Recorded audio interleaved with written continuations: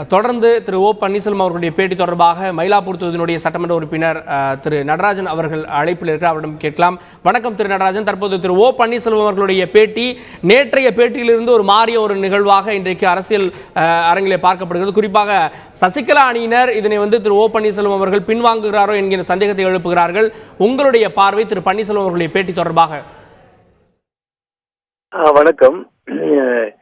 இது இரு அணியினரும் கருத்து வேறுபாடு மட்டும்தான் இருக்கிறது, பிளவு இல்லை என்று கூறுகிறார்கள். ரொம்ப சந்தோஷம்.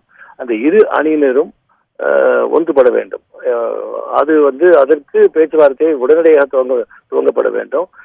இது மாதிரி ஒருத்தர் போய் பார்த்துக்கிட்டு பேட்டி கொடுப்பது சரியில்லை. உட்கார்ந்து பேச வேண்டும். அதற்கு ப்ரீ கண்டிஷன் எதுவும் இருக்கக்கூடாது. இது இந்த இது மாதிரி ஒத்துக்கொண்டால் தான் அந்த பேச்சு நடத்தப்படும் அப்படிலாம் இல்லாம பேச்சுவார்த்தை நடத்தப்பட வேண்டும், இணைய வேண்டும். அதுதான் முக்கியமான கருத்தாக வைத்துக் கொள்ள வேண்டும். இணைந்து செயல்பட வேண்டும். இப்போ அது புரட்சித் தலைவி அம்மா அவர்கள் பெற்றுக் கொடுத்த ஒரு மிகப்பெரிய வெற்றி. அந்த ஆட்சியை காப்பாற்ற வேண்டும். அந்த பொறுப்பு எல்லாரும் சொல்கிறார்கள் ஒழிய நடைமுறையில் அது வரவில்லை இதுவரை. எல்லாரும் சொல்கிறார்கள் புரட்சித் தலைவி அம்மா அவர்களுடைய ஆட்சியை காப்பாற்ற வேண்டும் என்று. ஆனால் அதற்கான நடைமுறையை அவர்கள் யாருமே மேற்கொள்வதாக தெரியவில்லை. அது வருந்தத்தக்கது. அது எல்லாத்தையும் விட்டுட்டு, ஈகோலாம் விட்டுட்டு, நான் தான் நீ தான் அப்படின்லாம் இல்லாம, நீயா நானா என்று இல்லாமல் உட்கார்ந்து பேசி இதற்கு ஒரு தீர்வு காண வேண்டும். இது மக்கள் பொறுமை இழக்கிறார்கள். எல்லாரும் பார்த்து கொண்டிருக்கிறார்கள் இந்த கேடி கூத்து. இது உடனடியாக இதுக்கு ஒரு தீர்வு ஏற்பட வேண்டும். புரட்சி தலைவி அம்மா அவர்கள் விருப்பம் அதுதான். 2012 வருடம் அவர்கள் எடுத்த முடிவு, அந்த முடிவு தான் சரியான முடிவு. அந்த அளவில் தான் கட்சி நடத்தப்பட வேண்டும், ஆட்சி நடத்தப்பட வேண்டும். இந்த நேரத்தில் நிபந்தனைகள் இன்றி இரண்டு அணிகளும் இணைவதில் எந்த ஒரு பிரச்சனையும் இருக்காது. ஆனால் திரு பன்னீர்செல்வம் அவர்கள் அடிப்படையான எங்களுடைய கொள்கையை, இது ஒரு தர்ம யுத்தம் என்பதற்கான கொள்கையை இந்த இரண்டு விஷயம் தான் அப்படின்ற ஒரு விஷயத்தை மையப்படுத்தி இருக்கிறப்போ, இந்த கோரிக்கை இருக்கிறப்போ இந்த இணைப்பு சாத்தியமாக வருமா? இல்ல அது ஒரு கோரிக்கை இருக்கிறது. அது ஒவ்வொருக்கும் ஒருத்தர் அவர் தெளிவுபடுத்திருக்கிறார். அதுதான், அது வரவேற்கிறேன்.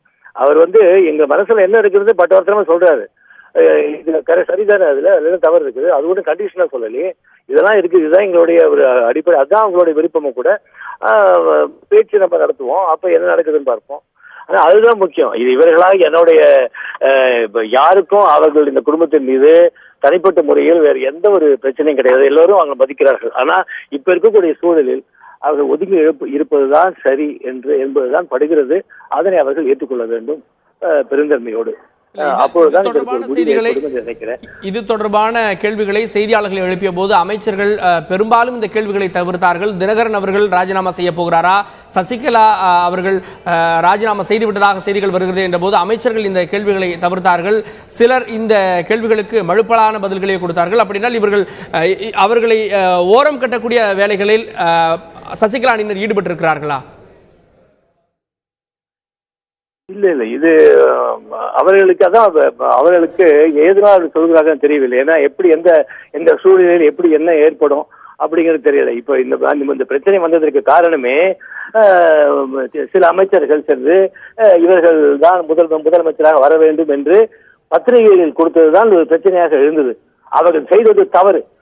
இந்த டிசம்பர் மாதம் ஒரு முதலமைச்சர் பதவியில் இருக்கும்போது சில அமைச்சர்கள் பொறுப்பற்ற முறையில் அவர்கள் பேட்டி அளித்தார்கள். அது தவறு. அதனாலதான் இந்த பிரச்சனை வந்தது. அதை ஒத்துக்கொள்ள வேண்டும். இப்போதும் எல்லாரும் கொடுக்கறதுக்கு பயப்படுறது என்னன்னா, நாளைக்கு என்ன நடக்குமோ, நம்மளுடைய பதவி போய்விடுமோ, இதுதான் பார்க்கிறார்கள் ஒழிய மக்களுக்கு நாம் தொண்டு செய்ய வேண்டும் என்ற ஒரு எல்லளவும் சிந்தனை இருப்பதாக தெரியவில்லை. இதற்கு ஒரு முற்றுப்புள்ளி வைக்க வேண்டும். எல்லாரும் இணைந்து செயல்பட வேண்டும். இதற்கு இந்த பிரச்சனைக்கு தீர்வு காண வேண்டும். இவர் இருக்கணுமா அவர் இருக்கணுமா என்ற பிரச்சனை இல்லை. மக்களுடைய உணர்வு என்ன என்பதை புரிந்து கொண்டு இப்போ இருக்கக்கூடிய சூழலில் இந்த குடும்பம் ஒதுங்கி இருப்பதுதான் சரி என்று எல்லோரும் கூறுகிறார்கள்.